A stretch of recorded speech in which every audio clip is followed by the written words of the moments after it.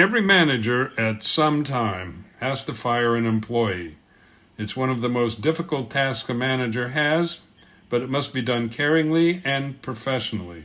Layoffs are a special subset of termination, and we'll discuss the process for both in this episode. Hi, I'm Rick Kendall. And I'm Fred Ball. Welcome to Management Mastery. The purpose of these podcasts is to share what each of us has learned about good and bad management in our combined over 40 years of experience, both as managers and executive coaches. During that time, we've coached managers at every level in companies from Fortune 100s to brand new startups in all major businesses, including nonprofits, government, and education. So whether you're just starting in your first management position or are an experienced manager looking to strengthen your management skills, we know our podcast will be valuable to you. While the outcome is similar, the cause and process between firing someone and laying them off are very different. With layoffs, there can be almost no warning for the employee, or in some cases for the manager either. And depending on the situation, a call for layoffs may simply speed up the process of removing underperformers or the weakest members of a team.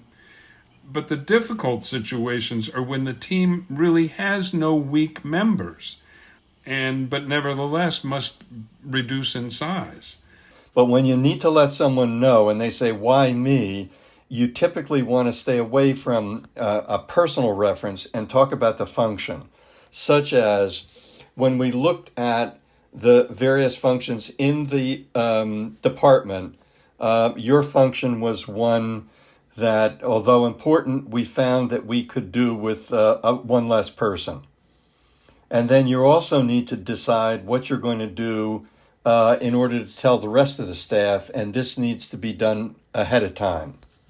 I mean, sometimes a person's a great performer, but you got to let them go because you got to reduce the size.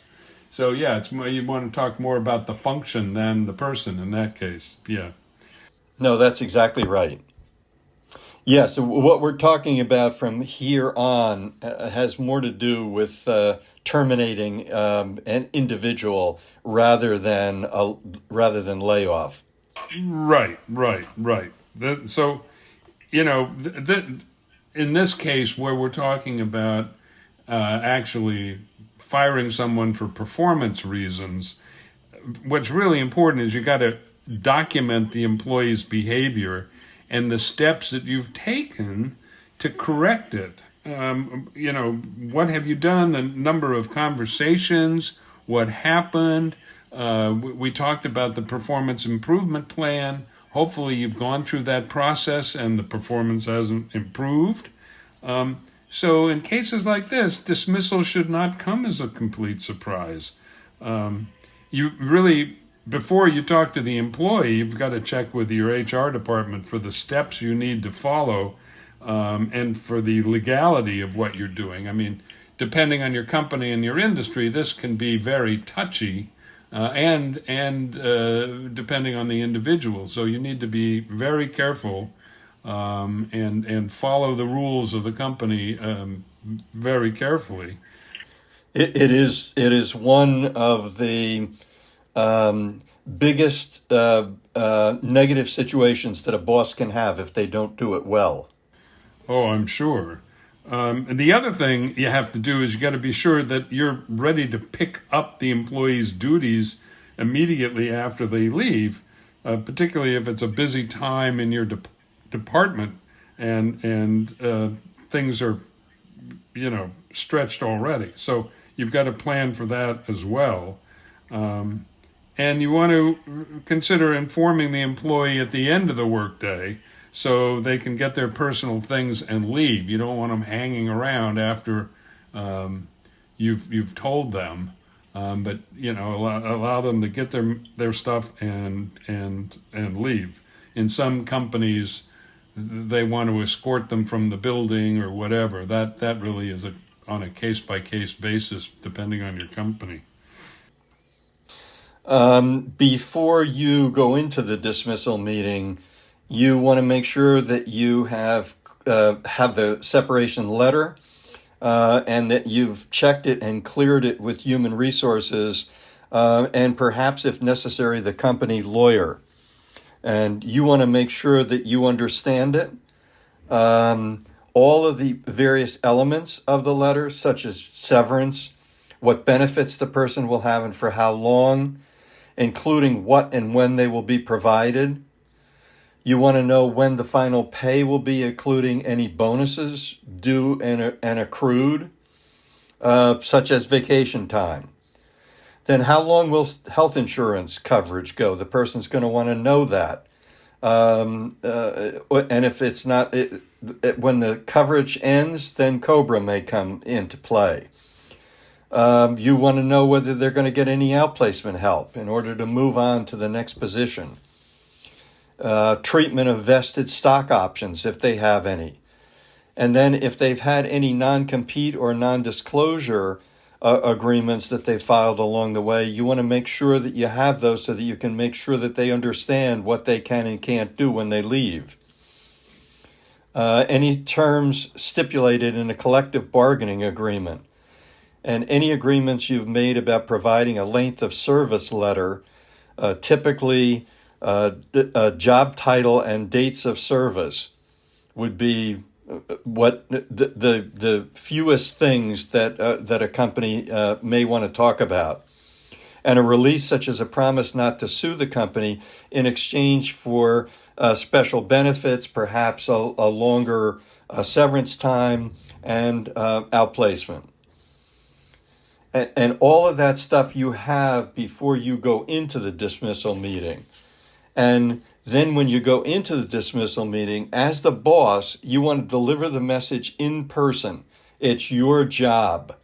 I can't tell you the number of times that Rick and I have had instances where the boss says to us, well, I'm going to have the HR person do it or my assistant or someone else. That's not the sign of a good manager. You want to meet in a place that is private and out of sight, not your office. It's better if it's in the employee's office because you can then have the meeting and then leave. But you want to have a witness, typically human resources, who can serve as an impassive voice and a buffer if there's any outburst, answer questions regarding some of the things that are in the severance letter, although you don't want to get into too much of that and at this time, and to be a witness. You want to come in, you want to state what you need to state. The meeting should be over quickly, 10 minutes or less. You want to state the facts, but you want to be pleasant, but state the facts plainly and simply. You might say, we've talked about you're not meeting the performance goals for the role 5 times in the last 18 months. The goals haven't been met. You want to be dispassionate, direct, and focused, but don't get defensive. And convey a sense of purpose and resoluteness. The decision is final. There's no discussion. Right, but you also want to be empathetic. I mean, this is even when the process has been going on for a while, where you've had the performance improvement plan and the person knows they haven't met the benchmarks you've set for them, it still can come as a shock to them. So you really need to be sympathetic and empathetic, but at the same time, as Fred said, you got to be firm. This is what it is. The fact that you've got someone from HR there, kind of, if you can do that, makes it a lot more real. And you explain what the company is providing, assuming it's providing, outplacement or severance time, etc. Don't try to be funny. Don't try to be cute. You have to be very businesslike, but sympathetic to how the individual is feeling. And I've found, frankly, in my experience as a manager, that 9 times out of 10, it doesn't come as a shock. In fact, it comes sometimes as a relief to the person. They have not been happy in their position either, which is one of the reasons for the bad performance. So, you got to be prepared for just about any reaction. But as Fred says, keep it short, keep it brief, and hopefully you've met in a neutral area where you can get up and get out. You don't apologize. Above all, you don't indicate you might reconsider your decision. It's got to be final, and let the person know if they're going to get a reference from you. And don't say it's part of a layoff if it's not. If it's for performance, you've got to tell them that that's what it is. Sometimes the person will be angry. They may make threats. I'm going to sue, whatever. You say, well, that's whatever you feel you have to do. That's up to you. But this is where we are on this. And if you're going to cancel email accounts and voicemail, do it. Make arrangements to forward any personal messages and emails to the person. And it's appropriate to ask the person to leave or escort them out, but make sure they can get their personal belongings and all of that on their way out. Rick, I agree with what you said, that it sounded when I was giving the statements before that it was a little bit content-based and not empathetic. And you're right, the balance is important, just as you were talking about. You want to meet the person, you want to be caring, but you also have to be very definite that this is what's going to happen, and there's not going to be any change. What about after the meeting? What do you need to do there? Yeah, you've got to let everybody on the team know as soon as possible that the person has decided to leave the company to pursue other options. You don't want to go into detail or elaborate on your decision. Again, my experience is they already know. But you don't have to say anything. You just say, look, he or she has decided to leave the company. You don't want to say anything negative about them. Don't characterize their leaving in any way. And, to the extent you can and you think it's appropriate, provide help to them in terms of networking contacts. Again, to the extent you feel that it's appropriate, and if you think the person is worthy enough. And, you got to tell your team how the person's responsibilities are going to be divvied up amongst the team.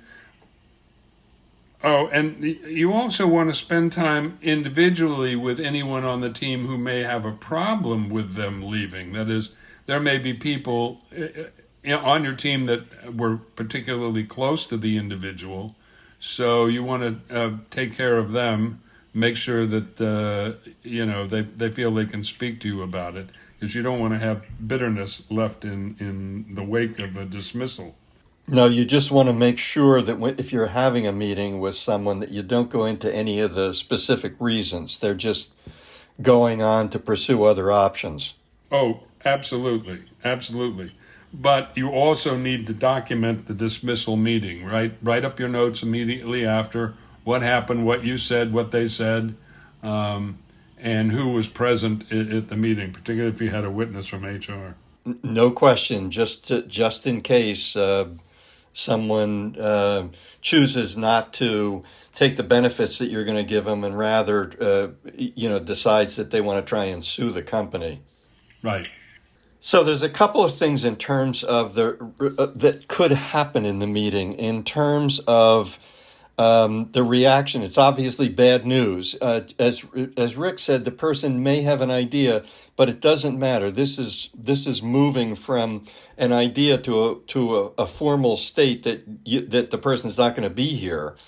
The person may have a constructive or a normal view that's characterized by predictable responses such as anger, hurt, or disappointment, and the person may assert themselves.